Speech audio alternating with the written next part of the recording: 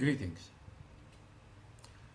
I posted a video from a Muslim gentleman calling for us to use 5 different methods as porn prevention. Now, and I wrote on top of it a note, please watch, because I'm gonna comment on this next. I'm sorry it took me a couple of days because I'm extremely busy. I apologize for the delay. Very well. Let's reflect on the solutions that he gave us one by one and see if they do help, really. Now, he spoke from his own perspective. Not necessarily that will apply to every case. So let's reflect, over his solutions. He made a lot of sense from where I'm sitting, watching and listening. All right, so he said, the number one method to prevent or to affect our behavior or those who are watching porn on their computers, for example. He suggested that, instead of sitting in your room alone, unwatched, no fear in your heart, somebody else may catch you doing this evil practice. So it's best, if you can move your computer to the living room where everybody else is sitting, and it's not likely that you will be so comfortable watching porn on your computer with your parent and your sisters or brothers, others around, that maybe they will discover what you're doing. And this, I would like to tell everybody, please take a note. Porn problem is not a problem for a specific faith or belief or community or country or nationality. It's a disease that is attacking everyone, every culture, every community, everywhere in the world today. Those who are in comfort and those who are striving and struggling. Porn have open doors. There is no borders. It has permission, open permission, because of the internet today, because of the movies, because of the TV stations, all those who are using porn to invade our lives and go to decent homes and decent families. They are in our living room. They are on our computers. They are infiltrating our privacy like sickness. So, what this gentleman was suggesting, and well, it makes sense. Perhaps if you are around people instead of being alone in your room. So, if you have children, you are a parent, and you have children, I would, say, let's try this method. Perhaps it will prevent or reduces the amount of porn in the life of our children. Or even if the wife, she is afraid that her husband is doing this, or the husband is afraid that his wife is doing this. So it's best, to have their own solitude and corner where no one is watching. Always, it helps if somebody else in the room around you when you are on your computer or watching TV or whatever else, or even magazines. So I would, vote in favor, but we need, to adjust this advice to our situation individually. You know your situation. We don't. He doesn't. This gentleman doesn't know our situation individually. So he's speaking in general. But it's nice to take the general and make it specific, dedicated to our lives, specific state. Very well. Now, next, he said, involve yourself so much in remembering the Lord and practice, you know, have a revolution on your computer. Post, the Quran, or he's a Muslim, so post the Quran and post the verses from the book, and so on. So, if we look at the Christians, we have to say the same. Post, some verses from the Bible that you like most, that your heart is comfortable with. Just to remind you, put the picture of Jesus, on your computer. It depends on your case, your faith. If you're a Jew, why don't you put, the picture of Moses splitting the Red Sea in half? Two mountains of water on both sides for the Israeli to cross. Look at the miracle, a promising end for the faith people, the believers in the Lord Almighty. He promised paradise. If he can split the Red Sea like this, he is capable of fulfilling his promises. So revolutionize your computer by putting some pictures, or even on the desktop, put a religious picture that may bring you closer to the Lord and away from porn and evil practice. So it depends on your case, your situation. If you are not a person of faith, you are an atheist, so maybe you would like nature so much, so put on your desktop nature. Try to occupy your eyes with the beauty of creation, even if you don't believe in the Creator. But this is all this, the Creator said that He created everything on this planet for us, for you, even if you don't believe in Him. So, and He suggested that by fasting, people get, less energetic. They don't have the same energy. Full stomach, and full with drinking or water or whatever. Full satisfaction of the pleasures of life. So you are now, so you have so much energy in you to go and try evil stuff. So maybe fasting would cool you down a little bit. You will have less energy to direct you in the wrong direction. It makes a lot of sense. Fasting in Islam is explained through this gentleman, and fasting in Christianity, when the disciples came to Jesus Christ and they said, why you are performing this miracle and we cannot perform? Although we have performed other miracles that you taught us. He said this needs a lot of fasting. So it looks like fasting, bring spirituality so high you cannot imagine. You should see the Muslims during their month of fasting.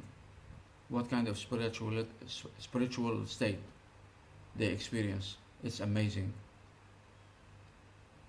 And for those Christians in Easter, during fasting, 40 days of fasting, some of them are living wonderful moments, spiritual moments. Look at the Israeli Jews. Every year, around the Passover, which is close to the Easter, Christian Easter, every year they gather around the table, the father, the mother, the children, the family members, and at a certain hour in the evening, the father will call on the youngest to keep this in the generations to come. He will say to the youngest at a certain time, go open the door and see if Elijah came. If he's at the door, bid him welcome to our table. All this because, according to them, according to their faith, Elijah will show up first before the coming of their Messiah, Jewish Messiah, not Jesus Christ. Jesus came, and the book says to his own he came, and his own rejected him. So they don't believe in Jesus Christ. They're waiting for their own Messiah, their own Jewish Christ. Every year, you cannot imagine the spiritual state and the religious sect of the Jews, of the Israelis, that are 20% of the nation only today, who still believe there is a God. And they practice this, preparing the dining table for Elijah as a sign for the coming of their Messiah. So spiritual practice is important, very important, to reduce all the evil practices in our lives. On the other hand, he spoke a little bit about the companion, the friends. And it's true, friends in schools, at work, in the pubs, in Hooters, for example. Those of us who live in the US, in some states, we have bars called Hooters. And those girls in Hooters, they are almost half naked. They are undressed in this manner just to serve you beer. Imagine. Our daughters are becoming so cheap.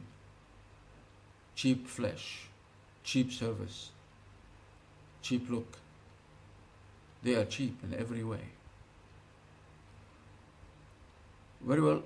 So, if you are a parent and you are afraid for your children, you love your children so much, please try to understand who are their friends and their interests.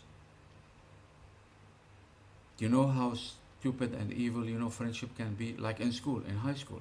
In high school, young girls and young boys, our children, if a girl asks, her friend, did you sleep with your boyfriend recently? And if the girl says and make a mistake, oh, I'm a virgin, wow, you cannot believe what miserable state she brought on herself. Mockery, joking, ridicule, calling her names. You are sick, you need a psychiatric help. Do you have a disease down there? You're afraid, contagious. Somebody may catch something from you. They drive her like devils, like Satan himself. They push her to commit porn. So good company really have a beautiful, wonderful toll on our lives, and bad company, satanic company, ruins. So please, if you're a parent, please check into your children, friends, lives. Investigate a little bit. Those are your children. Your children. You care for the strangers. How about those who are from your flesh and blood? You are living for them. Some of our parents are living for the sake of their children. They cherish them, they love them with all of their hearts. And if you are an adult, please check your company.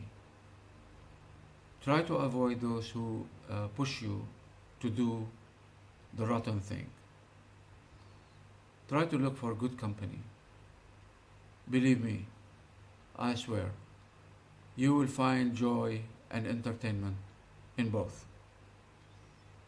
But why, entertain yourself and have joy in the company of the rotten, since you can have it in the company of the good? You're going to be entertained. both ways, any way you go, whichever way you choose. But the difference is so great and so huge. The joy you're gonna find in good company is much greater and doesn't hurt. No harm, no side effect whatsoever. Why not choose it? Why not go in the right way, the right path, the right company? It's such a blessing. Rotten Company is the title and for the results from this association. Please avoid it. Try. You are an adult. You can think on your own. You don't need counselor or advice from anybody. You can judge with your heart and find and understand this is the truth, nothing but, or nothing else. Now, this gentleman said, if he can afford to get married, and if he's financially not stable, so he would work hard to do it. Now, I understand that from his perspective, from his point of view, because Muslim societies are more conservatives. They don't go into the rotten path easy. They still feel ashamed and shy to be discovered. And they fear the Lord Almighty a lot, more than any other faith.